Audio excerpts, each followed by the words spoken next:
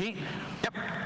Should be good for the side of Secret. EG, I think really important for them is just do well in the lanes in particular so that they don't get too far behind, but they're really going to have to play and ramp it up. I'm looking at Crit as well as Abed to really start just looking to put the pressure on and then just shut down this Meepo. So they're going to have to do a lot, and it's going to be hard.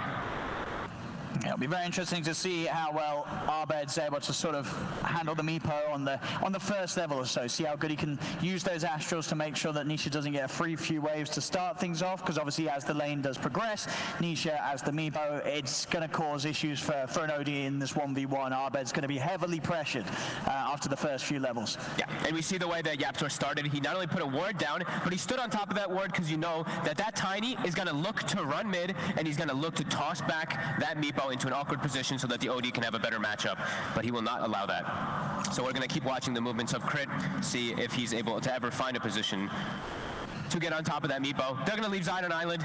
I don't think it's anything that Zai's not used to.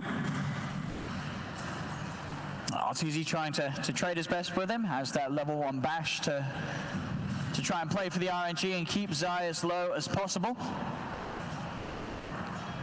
And this mid lane, as we can see, first wave, first level, Abed doing a good job forcing out that regen to be popped by Nisha against this sort of pressure to start things off. And these side lanes, I mean, as you say, you know, any of these side lanes you feel that EG can really make the most of. Actually, bottom lane, a bit of a toss away from Crit, was getting gone on by Matsu. But will be the case, at least able to keep himself and Ramses pretty safe anytime the Monkey King steps forward, as long as they have vision for a target to toss him back to. That was interesting. Sorry, I was just taking a look at something really quickly yeah, I did see that right. I thought I'd seen things, but he did purge off the Retaliate stacks. So that's what happened there. Because I saw that Zai was up to 13. I didn't think that he actually used it, but no, he used it, and the Oracle Dispel actually removes all 13 stacks immediately. I had not seen that interaction happen before. A nice little heads-up play to remove Zai's pressure that he could actually put onto that Void. Yeah, like you said, Skyrath went top. Well, actually, YapzOr taking quite a bit of harassment here from Fly. Not quite level 2 though, so won't have the nuke potential to kill him off, but being able to push him away and make sure that there is that space for RTZ to have this free farm lane to start things off. Now in the mid lane with the second Meepo out, we'll start to see Nisha catch back up and almost certainly start to take the lead against this OD that Abed's trying his best to match up against the Meepo in the mid lane. Yeah, now that these two are up here, I think this is going to be such a hard lane for RTZ to actually get farm in. The pressure that does come out from Skyrath and Centaur. Every time you walk up, you're just going to get hit by so many multiple nukes, and even a stun to follow. If you get hit by what? I think it's a level 2 hoof stop once it's available. If you get hit burst immediately down afterwards, it's really difficult for you to backtrack. We're also probably going to see really early point in silence coming out from YapzOr. So yeah, that top lane should be very difficult for EG to secure farm now at this point. He is already off to a good start though, since he was in a 1v1 or a 2v1 versus that Centaur at the start. So lanes, like we said, we want EG to do well right now. Not too shabby. And that bottom laner, Ramses, we've been talking about him a lot last game and throughout the series we've seen, he really has been this incredible standout player in terms of the increase in how well he's been able to perform on the main stage here at LAN. On the Enchantress this game, is this a sort of hero that he can take over the game on, or is it going to be a little bit harder for him to have anywhere sort of the same impacts as he did in game 1 as a Doom? I think it'll be pretty hard. You're versus Meepo. That's always going to be very difficult for you. I think Monkey King also can get on top of you and cause a lot of problems too inside that mid game. And they have a Skyrath, so they have the magical burst to actually bring down this hero quite easily in the mid-game too if they do connect to the stun. You see Abed there toying around with Nisha, dropping some items, trying to bait him away from TPing out, but Nisha's not gonna fall for that sort of a trick. But Abed, he has done an excellent job in those first few waves. He got a fair few denies in against the Meepo, so he's going to get a good XP advantage. Nisha also missed the stack just now. Abed is running in to try to contest the jungle. He has a haste rune too. All right, we'll see what he can do to play around with this. Leads him with the Astral.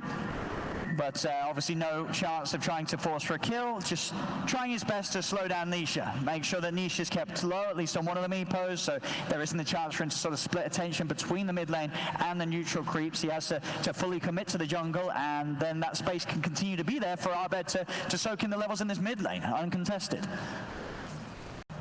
YapzOr will soak experience, though, at least against that, to counteract a bit for Secret. So Nisha, he's going to get full jungle farm, and YapzOr is going to be pretty happy. I mean, YapzOr's always happy when he's able to take a farm lane. Oh, maybe down bottom.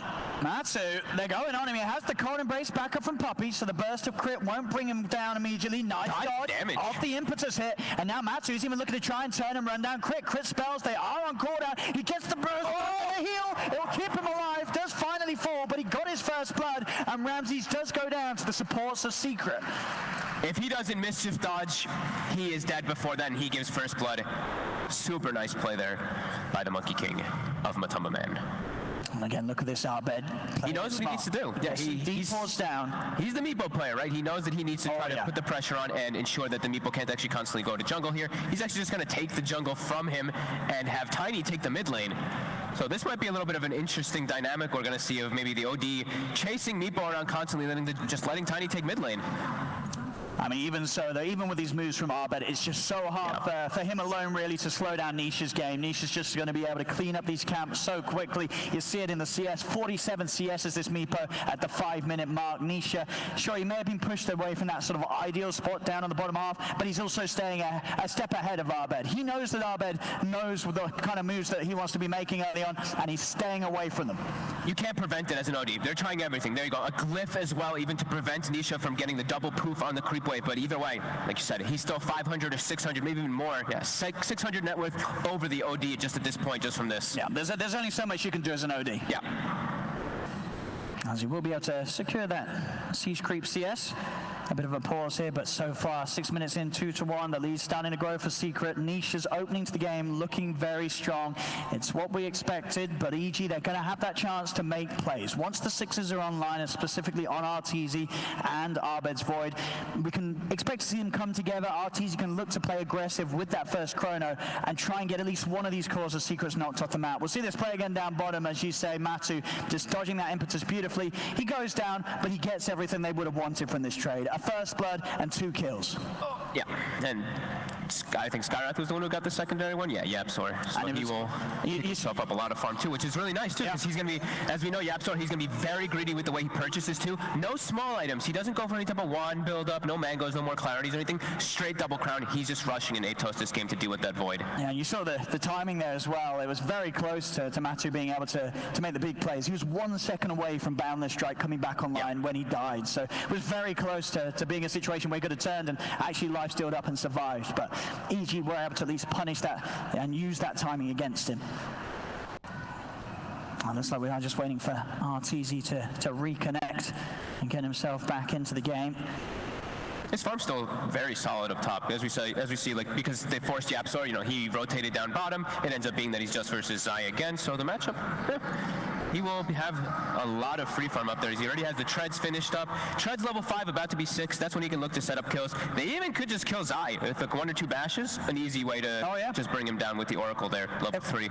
Just sort of push that advantage they had. As you say, that lane set up top, it's been pretty ideal for RTZ, and those sort of signs from Secret in an attempt to stop it. But Secret, they're just going to be feeling happy. They know that Nisha's having a free start to the game in that middle lane, and they can just sort of continue to wait on that sort of timing. Just make sure that Nisha gets this beginning. He's then able to sort of back off, and as long as they keep Nisha out of harm's way and put him in positions where EG can't really hunt him down, make these aggressive plays with the Chronos and the Sanity's Eclipses, they know that this Meepo is going to be able to quite easily carry this game on his shoulders. Yeah, absolutely. And we see, I mean, EG, they know this stuff. They recognize it's a last pick Meepo versus a very good lineup.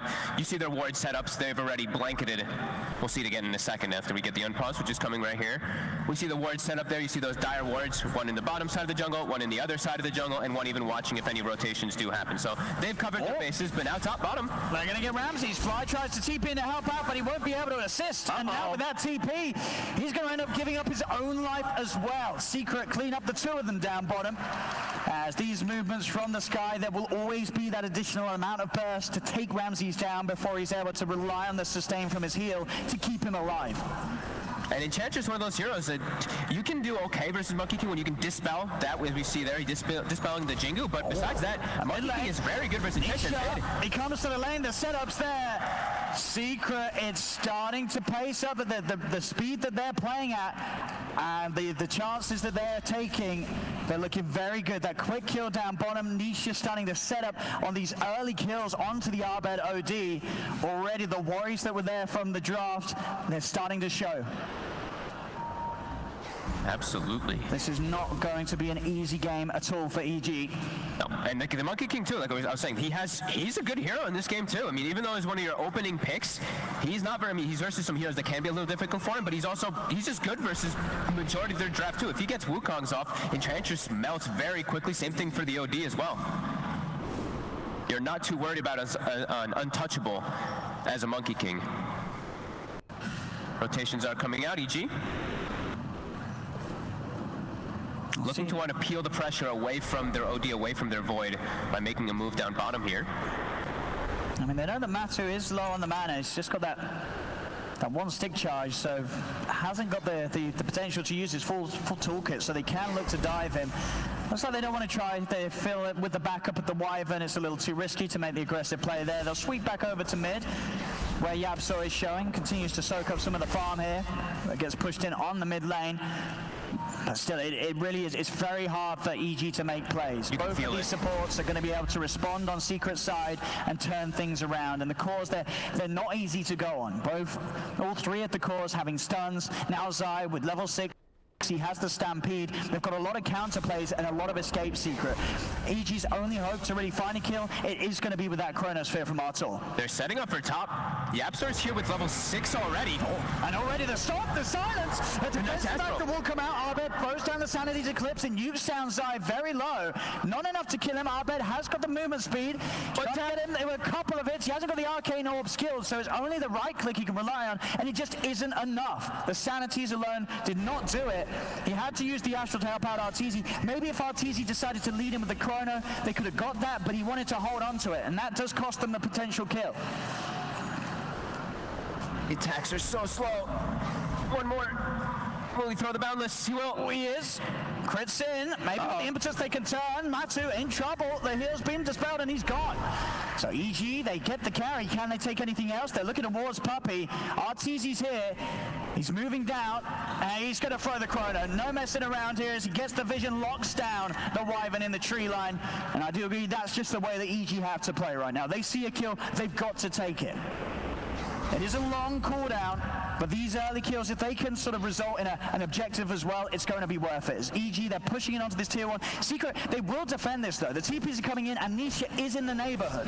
They start to look towards this. Arteezy, he actually goes in aggressively onto the Meepo.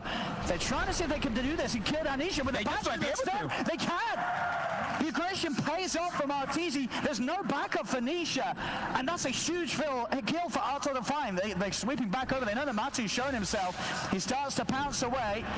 And see if Meepo wants to fight. He's toying around with the idea of committing with the Wukong, so goes for it. Locks down Crypt with the stun. EG.Abed's here to help out Arteezy. Arteezy gets silenced. He's in trouble. The Mystic Threat. Arteezy's dead. He cannot time walk away in time. The Cold Embrace keeps Meepo alive. EG is still trying to fight on despite the loss of their Void. Meepo nuked down low by the Purifying Flames. EG, they'll take down the Monkey King.